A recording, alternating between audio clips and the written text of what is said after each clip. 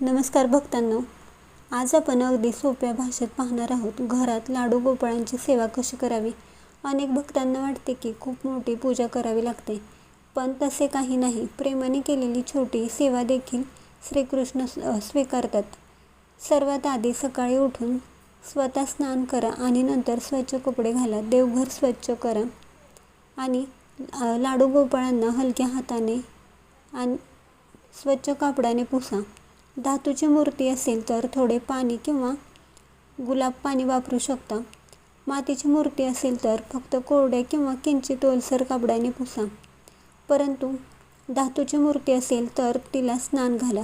यानंतर त्यांना स्वच्छ कपडे घाला. छोटा मुकुट, बासरी त्यांच्याजवळ ठेवा आणि लाडू गोपाळांना भोग दाखवा. लाडू गोपाळांना दूध, साखर, लोणी, दही, खीर, लाडू, फळे यांचा नैवेद्य अर्पण करू शकता. भोग ठेवताना हे गोपाळा हा नैवेद्य स्वीकार करा असे म्हणावे. त्यानंतर दिवा लावा आणि छोटी आरती करा. ओम नमो भगवते वासुदेवाय हा मंत्र 11 वेळा म्हणावा. दिवसभर देवघर स्वच्छ ठेवा आणि शक्य असेल तर तुळशीपत्र अर्पण करा, कारण तुळशीपत्राशिवाय कोणतीही पूजा पूर्ण होत नाही.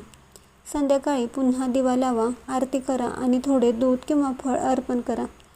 रात्री झोपण्यापूर्वी लाडू गोपाळांना विश्रांती द्या. छोटा कपडा किंवा पांघरून ठेवा आणि मनात म्हणा, आजची सेवा स्वीकार करा आणि तुमची कृपा आमच्या घरावर तशीच ठेवा.